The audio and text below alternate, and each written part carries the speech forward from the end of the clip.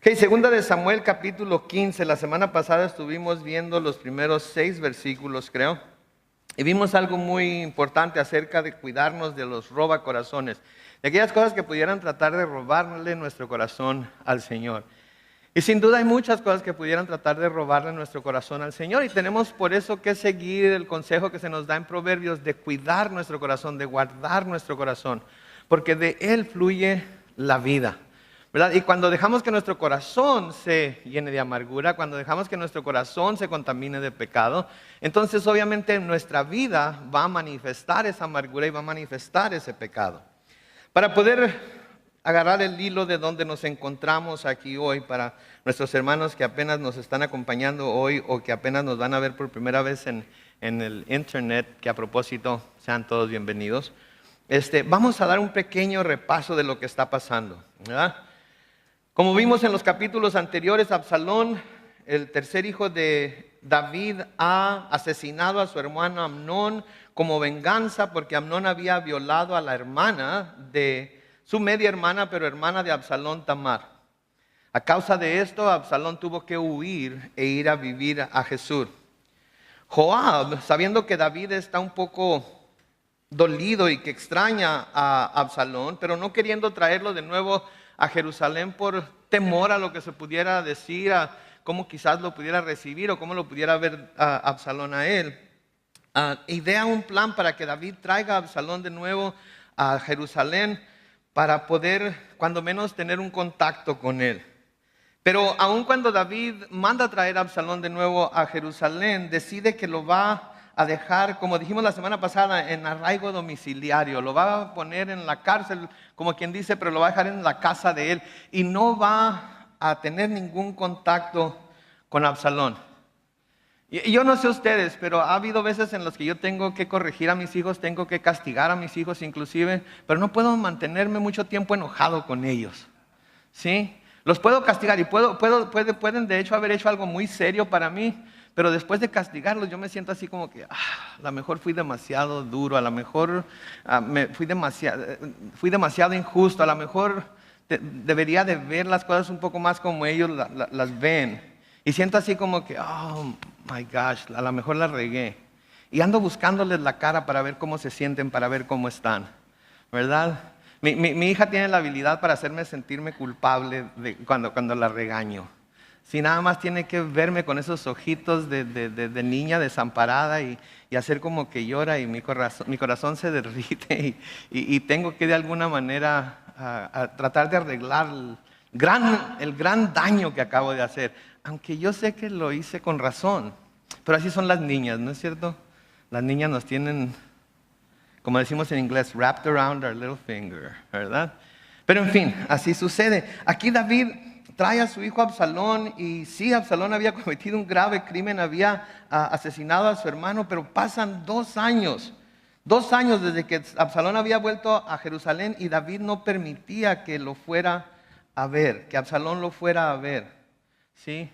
No me imagino lo que eso ha de ser, ¿no? Que esté 2 años en la misma ciudad y que el papá no quiera ver al hijo y el hijo quiera ver al padre. No me lo puedo imaginar. Quizás ustedes haya alguien en su vida que les causó algún daño alguna vez y están en la misma ciudad y todavía no han llegado al punto de perdonar y olvidar todo y no tienen ningún contacto con él o ella. Al contrario, perdón, se me está moviendo el ojo de vidrio, así es que no crean que les estoy cerrando el ojo, ¿ok?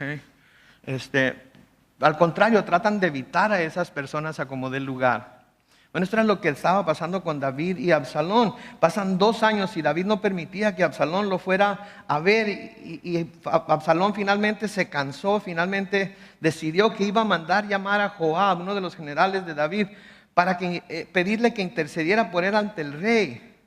Pero Joab no hace caso del llamado de Absalón.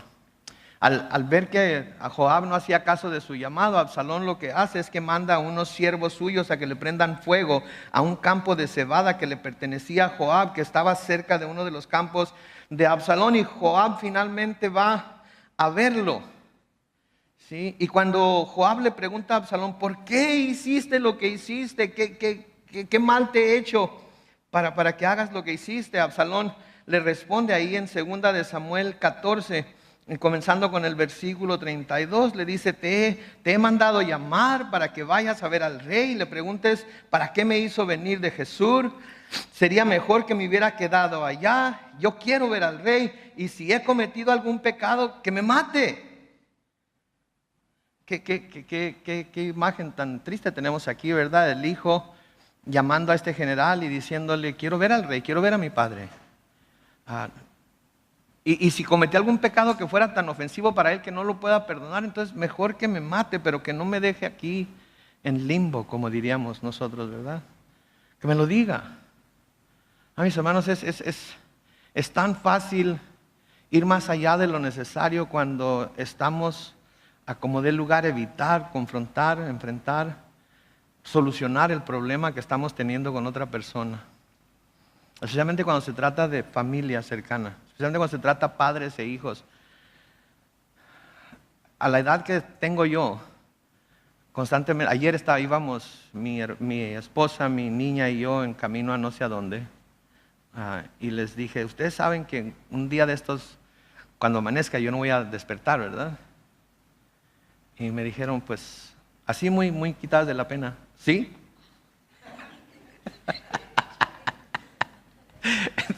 Entonces, como que me agarró de sorpresa que sí. Ok, ¿no les importa? No, pues sí, pero ¿qué vamos a hacer? ¿Saben qué, mis hermanos? Es un hecho. Y especialmente entre más edad tenemos, no sabemos si vamos a amanecer mañana. ¿Sí? Y no importa qué tan jóvenes seamos, de todas maneras no sabemos si vamos a amanecer mañana. Y no vale la pena irnos a dormir enojados con alguien, sin hablarle a alguien, sin tratar de reconciliarnos con alguien, con quien necesitamos reconciliarnos. No le hace que hayan sido ellos los que nos ofendieron a nosotros. Porque como vamos a ver, cuando eso sucede, si despertamos al siguiente día, vamos a despertar con una semilla más de amargura, vamos a despertar con una gota más de ira, vamos a despertar con un poco más de nuestro corazón envenenado hacia esa persona. Y puede llegar el día en el que o ellos o nosotros ya no vamos a despertar y ya no va a haber oportunidad de reconciliarnos con ellos. Mi esperanza, mi oración es que estas historias que estamos leyendo ahorita acerca de David y sus hijos nos lleven primeramente al arrepentimiento si no hemos querido perdonar a alguien. Nos lleve al arrepentimiento si nosotros hemos sido los que hemos ofendido y no hemos pedido perdón. Nos lleve al arrepentimiento si de alguna manera nosotros hemos estado causando división en nuestra familia, hemos estado causando división en nuestra iglesia, hemos estado causando división en nuestro trabajo, en donde sea que nos desempeñemos, hemos estado causando división entre familiares, entre amigos, entre hermanos, porque vamos a ver que eso no está bien delante de Dios. Entonces, Absalón dice, si cometí algún pecado imperdonable, que me mate. Joab se presentó ante el rey y le comunicó el sentir de Absalón. Entonces el rey mandó llamar a Absalón y cuando éste se presentó ante el rey, Absalón se inclinó hasta tocar el suelo y por su parte el rey besó a Absalón. Y colorín colorado, este cuento se ha acabado y todos vivieron felices de ese día en adelante, ¿verdad? Así debería de leer. El hijo va y ve al padre, se postra ante él. No dice que pide perdón, pero el hecho de que se postrara estaba mostrando sumisión al padre. El padre lo recibe y lo besa, se podría decir, ok, ya todo quedó como debe de estar, pero no es así. Miren el capítulo 15. Algún tiempo después Absalón se hizo de carros de combate y de caballos y de 50 hombres que marchaban al frente de él, y todas las mañanas se levantaba y se ponía a un lado del camino junto a la puerta de la ciudad, y a quien acudía al rey para resolver un pleito, para pedir justicia, lo llamaba y le preguntaba, ¿tú de qué ciudad vienes? Si el interrogado respondía, tu siervo es de una de las tribus de Israel, Absalón le decía, tus razones son buenas y justas, pero de parte del rey no tienes quien te oiga. La puerta de la ciudad era en donde se ponían los ancianos del pueblo, era en donde se impartía justicia, era en donde la gente iba y se quejaba con el rey o con representantes del rey para presentar su caso, ¿sí? Y aparentemente David, como vimos la semana pasada, ya no estaba fungiendo como juez, ya no estaba saliendo a las puertas de la ciudad, ni estaba enviando representantes. Absalón, viendo esto, sabiendo que él es heredero al trono, decide que quizás él pudiera tomar el lugar de aquel que debería de estar haciendo estas cosas. Y cuando estas personas vienen a él empieza a decir, ¿sabes qué? He escuchado tu caso, he escuchado lo que tienes que decir. Me parece muy justo lo que estás pidiendo. Creo que tú eres el que tiene la razón en esta situación, pero, hombre, Chihuahua, el rey no está aquí. Y no hay un representante del rey para que te pueda ayudar. Y luego noten lo que decía en el versículo 4, incluso añadía, ¿cómo quisiera ser el juez de este país? Así los que tuvieran algún pleito o negocio vendrían a verme y yo les haría justicia. Noten, está sembrando unas semillas, está sembrando, está poniendo algo en el corazón de las personas que van ahí y les está diciendo así como por debajo del agua, oh, si yo fuera rey, oh, si yo fuera juez, oh, si yo tuviera esa posición. Porque mira, nuestro rey ni siquiera está aquí. La persona que debería estar aquí atendiéndolos no está. La persona que debería estar entre ustedes, entre su pueblo, haciendo las cosas que un rey debe hacer, no está aquí, está ausente. Se la pasa en su casa, ¿verdad? Está enfermo, tiene problemas familiares, tiene problemas mentales, tiene problemas físicos. Necesitamos un rey que pueda fungir como tal y que pueda llevar a cabo los deberes del rey. Oh, si yo fuera rey. Ahora, Absalón tenía razones para sentirse desilusionado de la administración de justicia de David. Porque cuando Amnón, su hermano, violó a Tamar, su hermana, David no hizo absolutamente nada. Y cuando Absalón hizo algo al respecto, David básicamente lo exilió e incluso lo mantuvo a distancia de sí mismo cuando regresó. Entonces, Absalón definitivamente no tenía una razón para confiar en David. ¿Sí me entienden? No estoy diciendo que Absalón estaba completamente errado en su manera de juzgar las cosas. Lo que estoy diciendo es que la solución que estaba tratando de traer no era lo que Dios tenía para ese tiempo, ni para él, ni para David. En el versículo 5 sigue diciendo, y si alguien se acercaba y se inclinaba ante él, Absalón le tendía los brazos y lo besaba. Esto lo hacía con todos los israelitas que acudían al rey para que les hiciera justicia. Y así se iba ganando la buena voluntad del pueblo. Noten, Absalón se estaba ganando la buena voluntad del pueblo. Absalón estaba robándose el corazón, diría en la Reina Valera 60. Absalón con lo que estaba diciendo, estaba haciendo que el pueblo que venía a las puertas dijera, es cierto, Absalón tiene razón. Este David, ¿qué se está creyendo? ¿Que Dios lo puso como rey? Hello. Eso es exactamente lo que sucedió. Dios lo puso como rey. Y si Dios lo puso como rey, Dios es el único que lo debe quitar.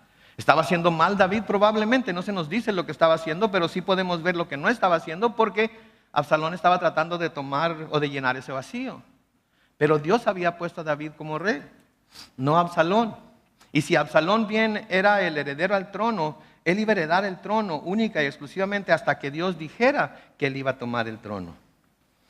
Entonces él empezó a hacer todo esto, iba ganándose la buena voluntad del pueblo de Israel. Y lo que Absalón estaba haciendo aquí era que estaba dividiendo al pueblo. Estaba tratando de hacer ver mal a David para que el pueblo lo hiciera a un lado a él y el pueblo se hiciera a un lado de Absalón para así poder tomar el trono y el control de Israel. De nuevo, Absalón iba a ser el heredero de David, pero todavía no era su tiempo. Y estaba tratando de apresurar su tiempo, porque creía que si él llegaba a sentarse en el trono, él iba a poder hacer un mejor papel que el que su padre estaba haciendo. Suele suceder, ¿no es cierto? Suele suceder en el trabajo, suele suceder en las escuelas. Los alumnos ven al maestro, el maestro es un tonto, es un idiota, no sabe lo que está enseñando, aunque sea catedrático en la materia que está enseñando. Pero si yo fuera el maestro, yo hiciera las cosas de esta y de esta y de esta otra forma. Sí, cariño, pero no eres el maestro. Así es que mientras el maestro esté ahí, sométete al maestro. Oh, es que mi papá es un tonto, es un necio, no sabe lo que está haciendo. Esta nueva generación no entiende de esa manera, no capta las cosas de esa manera. Tiene que buscar una manera diferente de dirigirse a ellos, de ganar su atención. Quizás sea cierto, pero Él es tu Padre y Dios lo puso como autoridad sobre ti y debes someterte a Él. Y si crees que tienes una mejor manera de hacer las cosas que Él quiere llevar a cabo, entonces enséñale a hacer las cosas, muéstrale, sugiérele. Pero al fin de cuentas, Él es el que va a tener que tomar la decisión. En el trabajo, oh, mis supervisores, qué bárbaro. Yo no sé por qué lo tienen en esa posición. Yo sería mucho mejor supervisor que él. Yo tengo mucha más experiencia. Yo conozco los nuevos métodos, he estudiado, etcétera, etcétera, etcétera. Pues sí, mi hermano, mi hermana, pero él o ella está ahí porque es ahí donde Dios lo tiene. Y tenemos que someternos a ello. Y si empezamos nosotros a hacer lo que Absalón hizo, entonces lo que estamos tratando de hacer es dividir los corazones de las personas que trabajan con nosotros, que viven con nosotros, que van a la escuela con nosotros, inclusive que pudieran ir a la iglesia con nosotros. Y estamos entonces haciendo dos campamentos.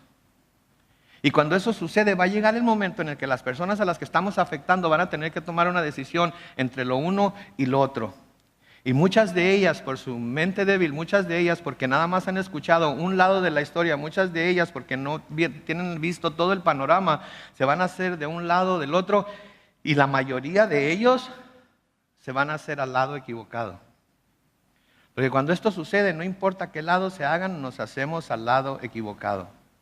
Y cuando cosas como estas suceden, nosotros lo que tenemos que hacer es mantenernos con nuestros ojos fijos en el Señor y no escoger lado. Tenemos que decir, Señor, yo no puedo ver los corazones de las personas. Señor, yo no puedo ver la motivación que estas personas tienen para hacer lo que están haciendo. Señor, yo quiero hacer tu voluntad. Y hasta que tú no me digas algo diferente, yo me quedo en donde y con quién estoy. Pero en el momento que me confirme, no por ninguno de los dos lados, sino por el poder de su Espíritu Santo, por lo que su palabra me está enseñando, por lo que quizás un tercer observador me dice, no me hago para ningún lado, aquí es en donde Dios me tiene y aquí es en donde me voy a quedar. La palabra de Dios condena este tipo de comportamiento en su pueblo. El traer divisiones, el tratar de hacer dos campamentos y que todos decidan, ¿tú con quién estás? ¿Estás conmigo? ¿Estás con él? Y si estás conmigo, estás equivocado. Estás conmigo, estás en lo cierto. Si estás con él, estás equivocado. Y el otro dice, ¿y tú a quién decides seguir? Porque si estás conmigo, estás en lo correcto. Y si te vas con él, entonces estás equivocado. ¿Saben quiénes están equivocados? Los que están poniendo al pueblo de Dios en esa posición. Y si uno de los dos cree que está tan correcto en lo que está haciendo, que pinte la raya en el suelo y que ellos dos decidan lo que van a hacer. Pero por favor, no involucren al pueblo de Dios, porque están haciendo al pueblo de Dios nudos. Están haciendo a su familia nudos, están haciendo a sus compañeros de trabajo nudos, porque están tratando de decidir sin poder hacerlo, porque no pueden ver el corazón de las personas, quién está bien y quién está mal. Lo que tengan que decidir, decídanlo, pero decídanlo solos. Y cuando lo decidan, el que se va a ir, se vaya. Se vaya. Se vaya enojado, pero que se vaya. Y que se vaya solo. Así como David se fue cuando decidió que no podía seguir a Saúl. Dios condena este tipo de comportamiento. Y el pueblo de Dios no le hace de que en donde estemos hablando, su casa, su escuela, su trabajo, especialmente su iglesia, debe cuidarse de estas cosas. Proverbios capítulo 6, comenzando con el versículo 16, se nos dice, hay 6 y hasta 7 cosas que el Señor, noten lo que dice ahí, detesta ¿con qué? Con todo el alma. Los ojos altivos, la lengua mentirosa, las manos que derraman sangre inocente, la mente que maquina planes inicuos, los pies que se apresuran a hacer la maldad, el testigo falso que propaga mentiras y el que siembra discordia entre hermanos. Dios lo detesta con todo el alma. ¿Se dan cuenta de lo que Dios está diciendo aquí? Que si nosotros tomamos parte en cualquier cosa que venga a traer discordia entre hermanos, Dios lo detesta, lo odia. Y es lo que hacemos cuando tratamos de poner a hijos contra padres, hijos contra madres, padres, madres contra hijos, hermanos contra hermanas, etcétera, etcétera. Es lo que estamos haciendo. Pablo le advierte a la iglesia muy severamente en Romanos capítulo 16, los versículos 17 y 18. Pero les ruego, hermanos, que se cuiden de los que causan divisiones y tropiezos en contra de la enseñanza que ustedes han recibido y que se aparten de ellos. Versículo 18 dice, porque tales personas no sirven a nuestro Señor Jesucristo, sino a su propio vientre, y con palabras suaves y lisonjeras engañan al corazón de los ingenuos. ¿Se dan cuenta? Le hacen en ese versículo 18 otra vez, porque tales personas no sirven a nuestro Señor Jesucristo, aunque parezca que están diciendo lo correcto, aunque parezca que están completamente bien en lo que están diciendo, aunque parezcan muy piadosos, aunque parezca que están siguiendo la dirección de Dios, aunque parezca que el Espíritu Santo mismo les está hablando a ellos, y lo que están sembrando es discordia, si lo que están sembrando es división, no están sirviendo a nuestro Señor Jesucristo, sino a su propio vientre, lo que quiere decir sus propios intereses. Y con esas palabras suaves y lisonjeras, que quiere decir halagantes, que halagan, que convencen, engañan el corazón de los ingenuos. Por favor, no debemos ser ingenuos. Cuando eso está sucediendo, tenemos que decir, hey, párale ahí. Ya le dijiste, ya hablaste, ya buscaste otra solución. Porque yo he visto que el mal que las personas están tratando de evitar es precisamente el mal que vienen a causar. Y tenemos que tener cuidado con eso. Aquí vemos a Absalón hacer lo que está haciendo, y vemos que este es el producto de años de permitir que la amargura y el deseo de venganza causen este daño en su corazón. Y eso es lo que vemos también, que el producto de años de permitir que la amargura y el deseo de venganza puede causar en el corazón de las personas este mismo sentido de que no podemos seguir así, algo tiene que cambiar, las cosas deben ser diferentes. Yo sé que yo puedo hacerlo mejor, yo sé que yo tengo la solución, yo sé que yo tengo la manera de que esto funcione. Si tan solo tuviera también la posición, sí, pero no la tienes. Y hasta que Dios no te la dé, no debes ni tienes razón para tomarla. Ahora, no me malentiendan, el comportamiento de David sin duda tuvo algo que ver, ¿verdad? Su falta de justicia contra su hijo Amnón, lo permisivo que era con todos sus hijos, que vamos a ver que siguió con esa misma actitud. Claro, David tuvo algo que ver con lo que estaba sucediendo, pero eso no justifica lo que Absalón hizo y ha estado haciendo. Porque en cuanto a lo de Amnón, pudo haber ido con el rey su padre y confrontarlo por su pasividad hacia lo que Amnón había hecho, pero las escrituras no nos dicen que lo hizo. Las escrituras no nos dicen que haya ido con su padre y le haya dicho, rey, padre, David, viejo, ¿por qué no has hecho nada acerca de la violación de mi hermana Tamar? ¿Verdad? En cuanto a lo que ahora estaba haciendo como el hijo mayor del rey, que ahora era por la muerte de Amnón, solo era cuestión de tiempo hasta que tuviera la posición de rey para que pudiera demostrar que era mejor que su padre. ¿No es cierto? Era cuestión de tiempo. Si lo que está diciendo es cierto, en cualquier momento David iba a ser quitado de su puesto, así como lo fue Saúl. En cualquier momento iba a morir David, y entonces él iba a poder tomar su lugar. Sí, en la cuestión del trabajo, en cualquier momento van a correr a ese supervisor si en realidad es tan incompetente como nosotros decimos que es, aunque tenga amigos en lugares muy altos. Tarde o temprano la verdad va a salir y va a ser descubierto y va a ser echado del trabajo.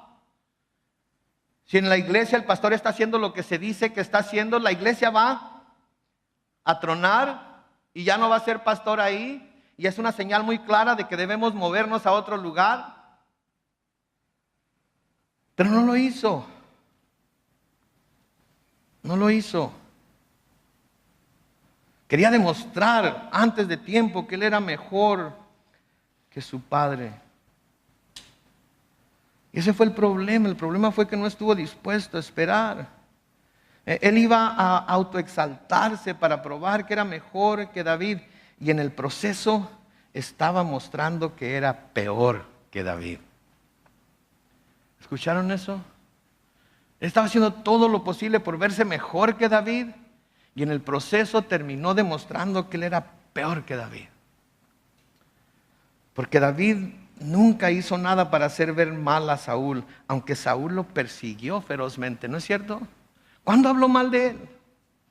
¿Cuándo dijo algo malo de él? ¿Cuándo trató de echarle en cara algo? ¿Cuándo trató de embarrarlo de lodo? ¿Cuándo trató de juzgarlo por algo? Nunca.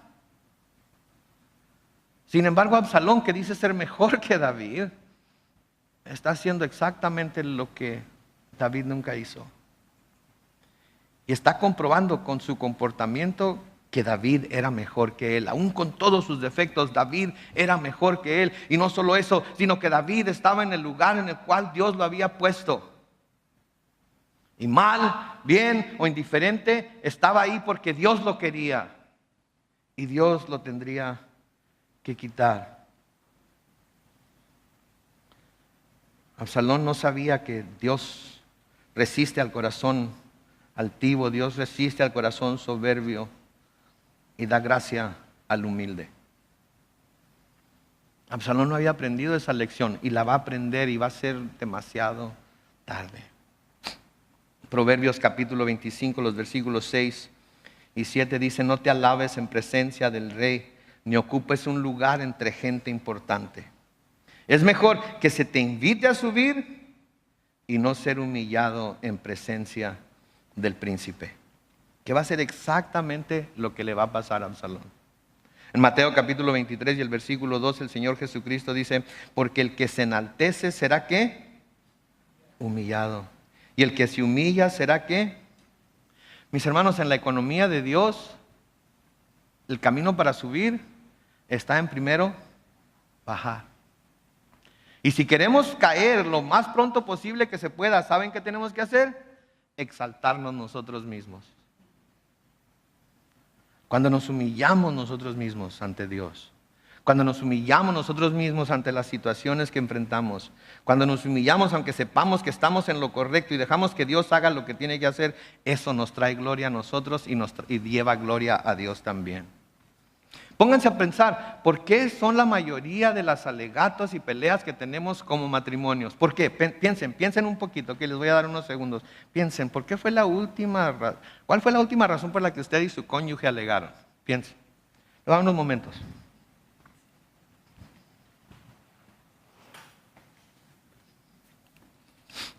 Les voy a decir cuál fue la última razón por la que yo tuve una discusión con mi esposa. ¿Saben cuál fue? Que yo estaba completamente convencido de que estaba en lo correcto y ella estaba equivocada. Y estoy seguro que la última alegata que usted tuvo con su cónyuge, con su patrón, con su lo que sea, es porque usted estaba completamente seguro de que usted estaba en lo correcto y la otra persona estaba equivocada. A eso se le llama soberbia. A eso se le llama orgullo. A eso se le llama autojusticia. Se le llama todo menos humildad. Y lo que Dios exalta es la humildad. Por eso Cristo fue exaltado hasta lo sumo. ¿Qué quiere decir hasta lo sumo? No hay mayor lugar al cual puede exaltarse una persona que el lugar en donde Cristo está, que es a la diestra del Padre en el cielo. Pero ¿qué tuvo que hacer para lograr ese lugar? Tuvo que ser humillado, arrestado como un criminal, azotado y castigado por un crimen que nunca cometió. Tuvo que llevar su propia cruz, cargando el patíbulo sobre sus hombros hasta el lugar en donde iba a ser crucificado sobre esa cruz. Tuvo que ser clavado en ella y levantado sobre ella y expuesto casi desnudo delante de todo el mundo. Y en su agonía y en su dolor y en su pasión, al clamar al Padre dijo: Padre, perdónalos porque no saben lo que hacen. Levante la mano el que ha sido humillado hasta ese punto. Por su cónyuge, por su patrón, por sus padres, por su hijo, por su hija. Yo tampoco. ¿De qué nos quejamos entonces? ¿Por qué somos tan altaneros? ¿Por qué creemos que somos tan mejor que los demás? ¿Por qué pelear tanto por nuestra causa? Para tratar de vernos mejor que el otro, cuando al hacerlo estamos a veces comprobando que somos peor que él o ella. ¿Por qué? Me gustaría terminar ahí y decir, ok, de este momento y hasta las que nos vayamos, simplemente vamos a escudriñar nuestro corazón y vamos a pedir perdón a Dios. Pero hay más que decir. Y tendremos tiempo esta noche cuando nuestra cabeza esté sobre la almohada y lo único que podamos escuchar sea el latido de nuestro corazón. Tendremos tiempo de preguntarnos nosotros mismos en dónde nos encontramos. Versículo 7 sigue diciendo, así pasaron 4 años y un día Absalón le dijo al rey, ruego a su majestad me permita ir a Hebrón, debo cumplir con mis votos al Señor. Noten por favor aquí un par de cosas. Esto implica que durante los siguientes 4 años David y Absalón entablaron alguna clase de relación un poco más cercana, aunque también implica que Absalón siguió con este comportamiento de tratar de hacer ver mal a David ante el pueblo, porque vemos aquí que Absalón se está presentando como una persona completamente piadosa, se está presentando como una persona que busca a Dios, que quiere hacer la voluntad de Dios, que quiere pagar sus votos a Dios. Y normalmente la persona que viene a sembrar división entre los hermanos, ¿saben qué es una cosa que hace? Trata de presentarse como que mismo Dios lo ha llamado a hacer lo que está haciendo o la ha llamado a hacer lo que está haciendo, y tiene la apariencia de la persona más piadosa y más justa y más noble y más humilde del mundo. Y después, con el paso del tiempo, nos vamos dando cuenta de todas las cosas que por debajo del agua está haciendo para socavar la obra, para socavar la vida, para socavar lo que la persona contra la que se levantó está haciendo. Absalón, hey, jefe, déjame ir a Hebrón. Tengo que pagar mis votos. Sí, versículo 8 dice, cuando este siervo de su majestad aún vivía en Jesús, en Siria, le hizo esta promesa al Señor: si tú, Señor, me permites volver a Jerusalén, yo te serviré. Y el rey le dijo, puedes irte en paz. Entonces Absalón se puso en camino hacia Hebrón. De nuevo, aquí vemos a David como ese padre consentidor que no parecía tener ningún interés en tratar de corregir a sus hijos, aun cuando había razones para cuestionar lo que estos estaban haciendo. En este caso Absalón, había razones para cuestionar aquí lo que Absalón estaba haciendo. Y siempre que alguien se presenta como Absalón se está presentando aquí, siempre hay razones para cuestionar lo que están haciendo. Pero por la apariencia que traen, por la apariencia que presentan, porque ya nos han estado trabajando y amoldando, todo lo que dicen parece ser cierto, y porque todo lo que dicen parece ser cierto, lo empezamos a recibir y lo empezamos a creer sin hacer ninguna pregunta, sin hacer ninguna averiguación, sin tratar de hablar con el otro lado, sin tratar de determinar si lo que se nos está diciendo es completamente verdad o no. Y eso es lo que Absalón está haciendo aquí. David debería de haber puesto en tela de duda lo que su hijo estaba haciendo. ¿Por qué, pastor? ¿Por qué? Bueno, pues debemos recordar un par de cosas. El arca del pacto estaba ya en Jerusalén. La ciudad de Jerusalén es la ciudad que Dios había escogido para poner su nombre. Y el símbolo de su presencia en esa ciudad era precisamente el arca del pacto. Jerusalén era en donde el templo de Dios sería eventualmente construido. Entonces, ¿en dónde creen que sería el lugar apropiado para que Absalón pagara sus votos al Señor? En Jerusalén. En Jerusalén. Pero había una razón muy poderosa por la que quería ir a Hebrón. Y vamos a verlo en el siguiente versículo. Versículo 10 dice: pero envió mensajeros por todas las tribus de Israel para que dijeran: cuando escuchen el sonido de la trompeta, anuncien que Absalón reina en Hebrón. Entonces, ¿se fijan lo que Absalón hizo anteriormente? Agarró grupos de personas y les dijo: vayan por todo Israel y adviértanles, avísenles que cuando suene la trompeta en Hebrón, quiere decir que hay nuevo rey. Tenemos a un nuevo rey que se llama Absalón.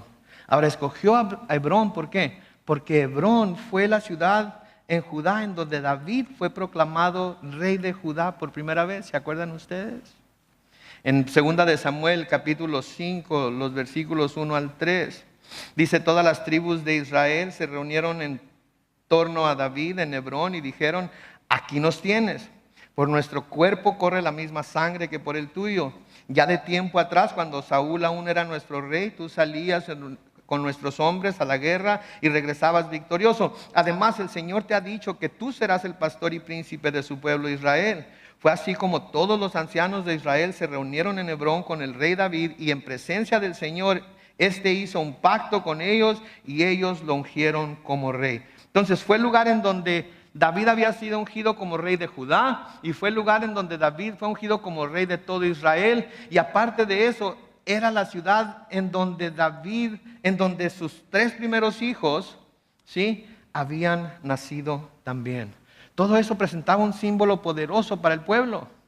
Oh, pues sí, Absalón es el rey, es el heredero del rey, y ha venido a Hebrón a que se le proclame rey, así como sucedió con su padre. Es lógico. Es lógico. Y él les dice a todo el pueblo, además decía a todo el pueblo: cuando suenen las trompetas, quiere decir que en Hebrón hay un nuevo rey, se llama Absalón. Sí, es lo que sucede, ¿no es cierto? La persona que está tratando de hacerse ver mal al supervisor le dice: no se preocupen, ya me di cuenta que lo van a correr, pero en cuanto lo corran, yo voy a tomar el lugar de él y todos van a estar, si me apoyaron, van a estar en primer lugar. No se preocupen, yo ya sé a dónde nos vamos a ir, ya está todo preparado. Y en cuanto hagamos unos arreglos aquí y allá, yo les voy a decir cuándo y se me arrancan para allá. Está bien, quédense aquí por un rato más, sopórtenlo un poco más. Pero en cuanto yo les diga: estamos listos, vámonos, pintan venado.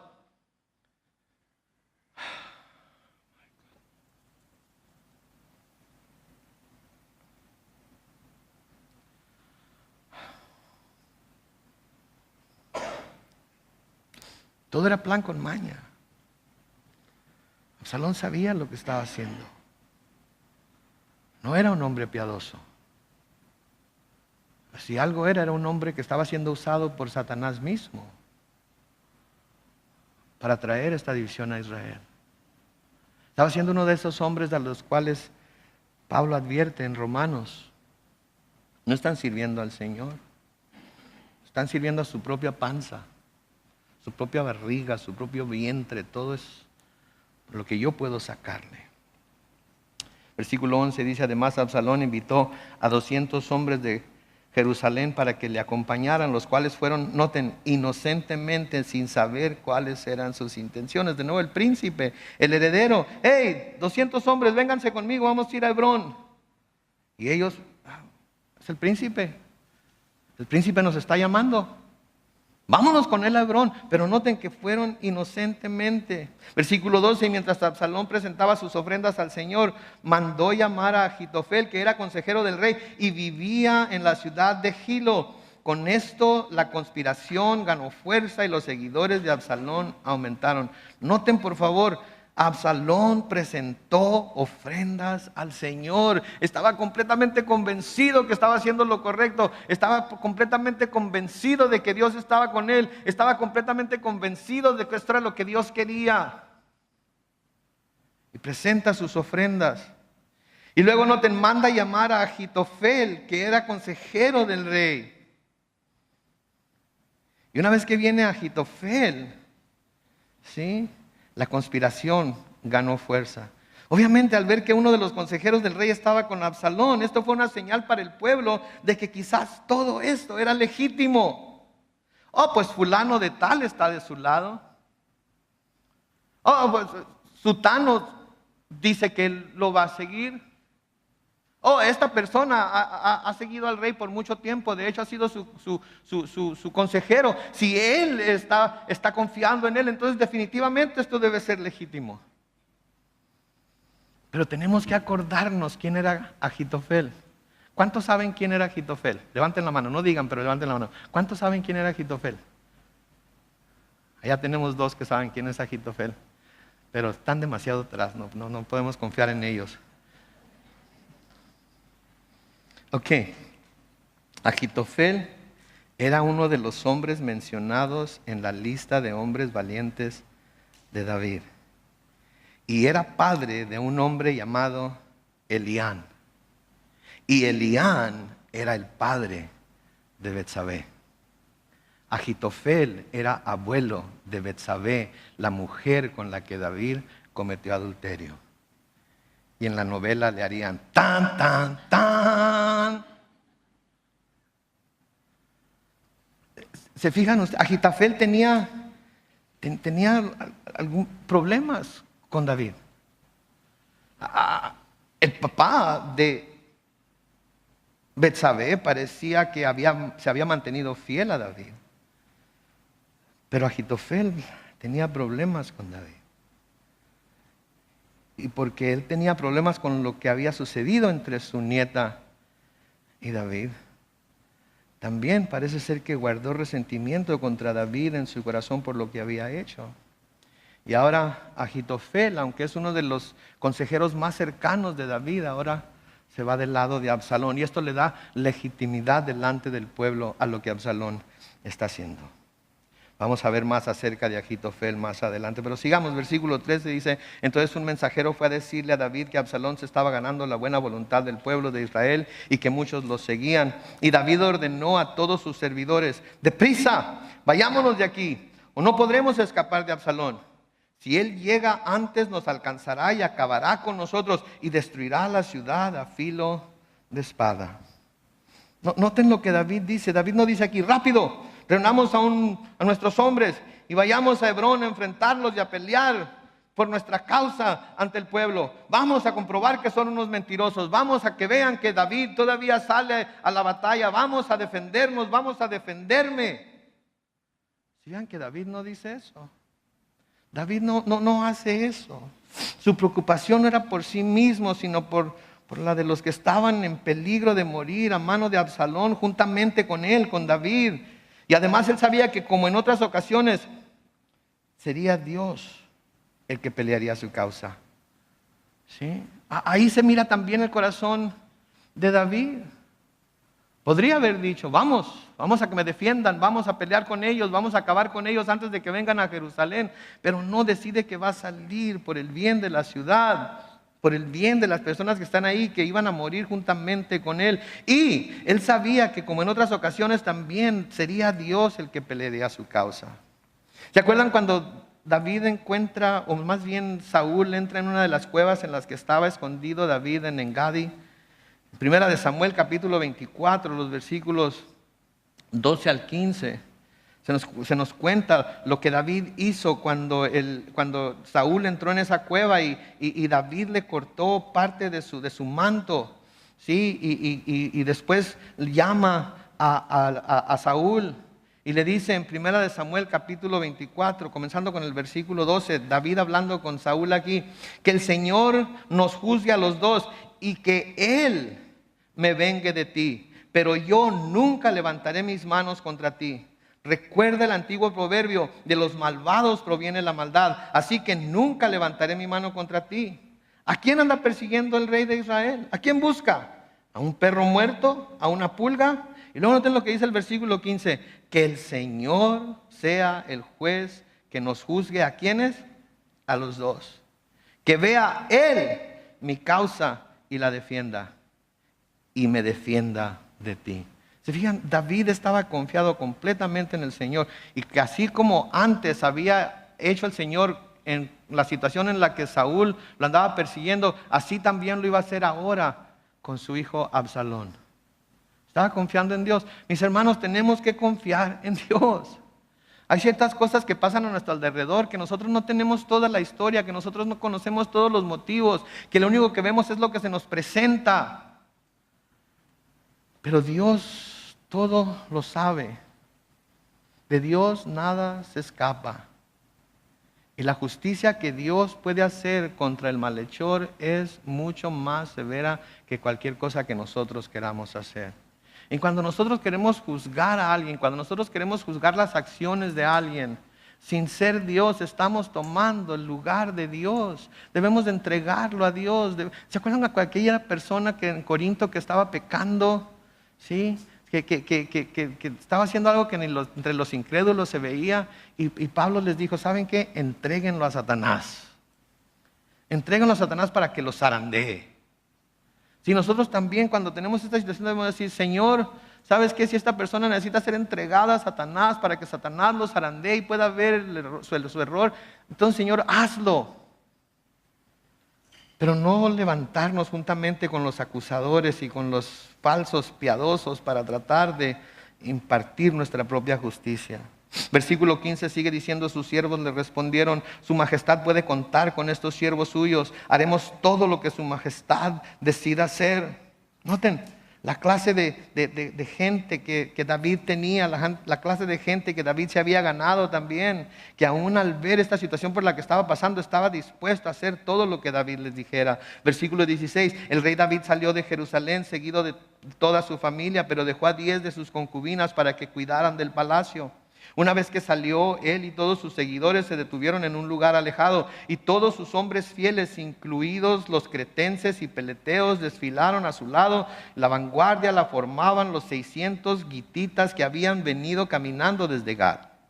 El rey David llamó a Itai, el gitita, y le preguntó, ¿y tú por qué vienes con nosotros? Regresa a Jerusalén, quédate con el rey, pues eres extranjero y también has sido desterrado de tu país. Noten lo que dice aquí David, regrésate a Jerusalén y quédate con ¿quién? Con el rey. Quédate con el rey. Estaba hablando de Absalón. Estaba diciendo, ok, Absalón, ¿eso es lo que quieres? Entonces eres el rey. Eres el rey. Pero vas a asumir no solamente la posición, sino que vas a asumir la responsabilidad también. Versículo 20, apenas llegaste ayer, así que no puedo pedirte que nos acompañes. Yo tengo que ir a donde pueda, pero tú regresa y haz que tus hermanos también regresen. Que el Señor te muestre su amor constante y su fidelidad. Pero Itai le respondió, juro por el Señor y por su majestad, que sea para vida o para muerte, este siervo estará donde quiera que su majestad esté. Entonces David le dijo, adelante pues, ven conmigo. Así fue como Itai, el gitita y todos sus hombres y su familia siguieron al rey.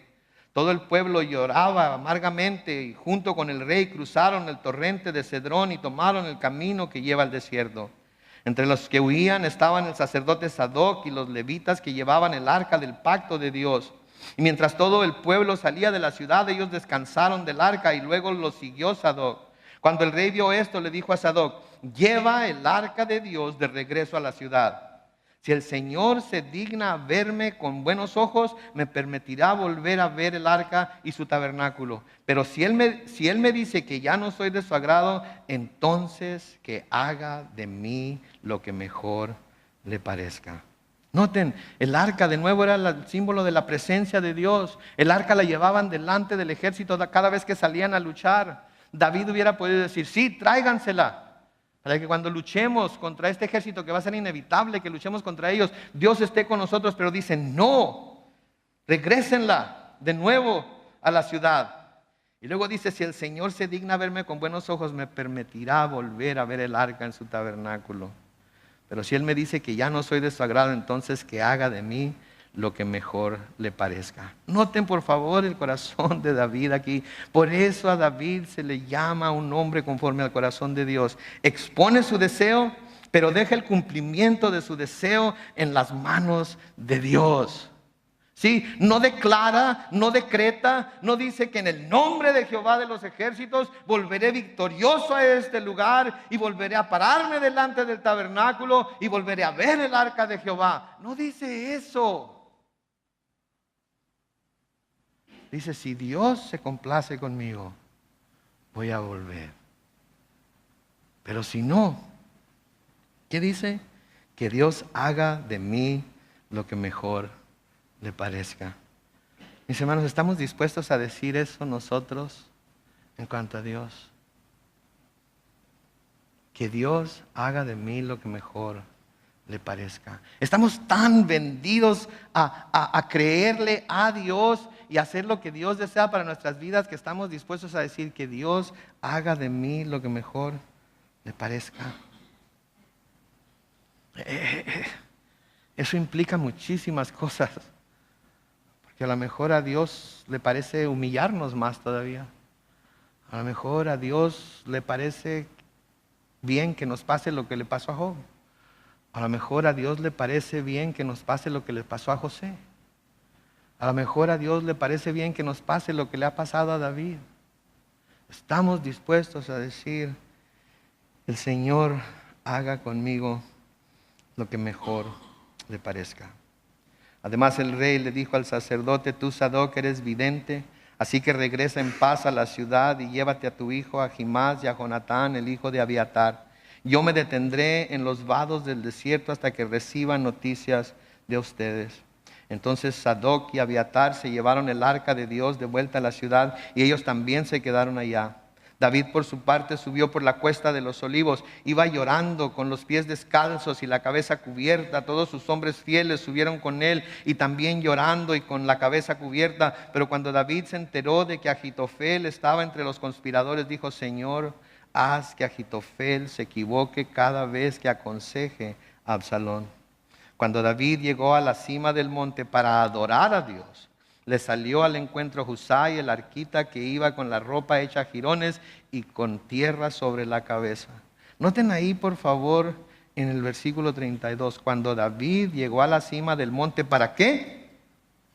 Para adorar a Dios.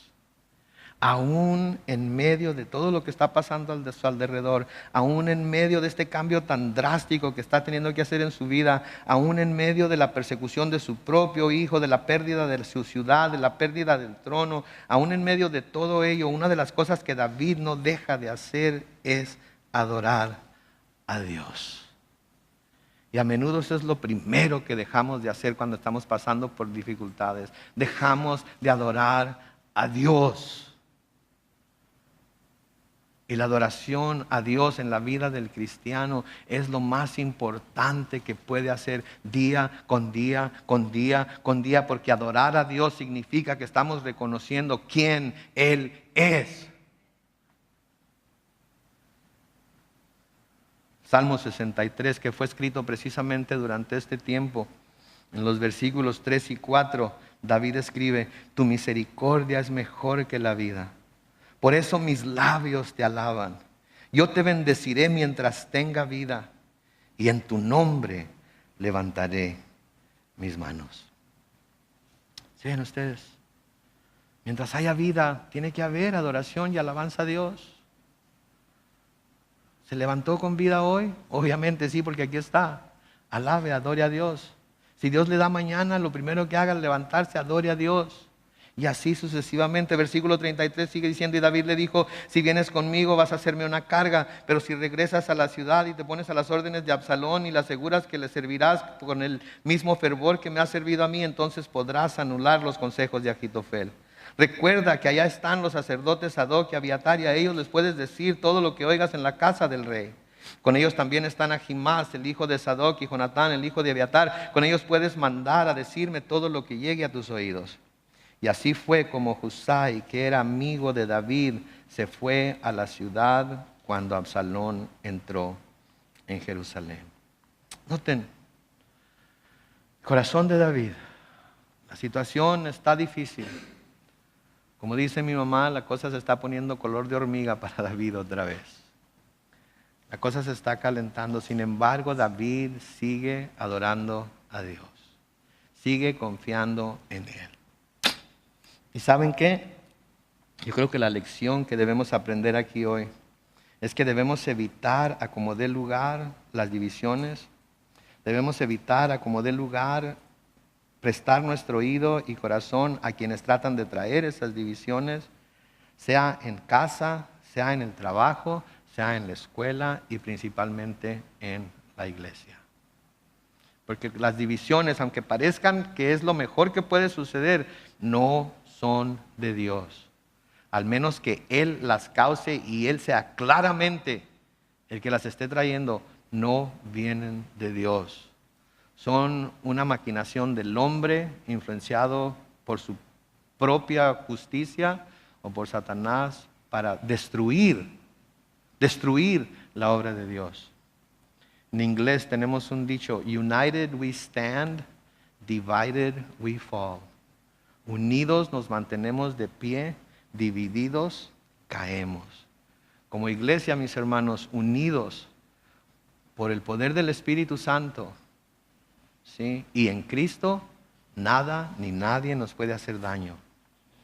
Pero si dejamos que haya división, Satanás se va a aprovechar de nosotros y va a hacer, no que la iglesia caiga, porque la iglesia de Jesucristo no puede ser derrotada por Satanás, pero sí que la iglesia local no pueda cumplir con la misión que Dios le ha dado. Así es que sigamos el consejo de Pablo a los Efesios. En Efesios capítulo 4, los versículos 30 al 32. No entristezcan al Espíritu Santo de Dios, con el cual ustedes fueron sellados para el día de la redención. Desechen todo lo que sea amargura, enojo, ira, gritería, calumnias y todo tipo de maldad.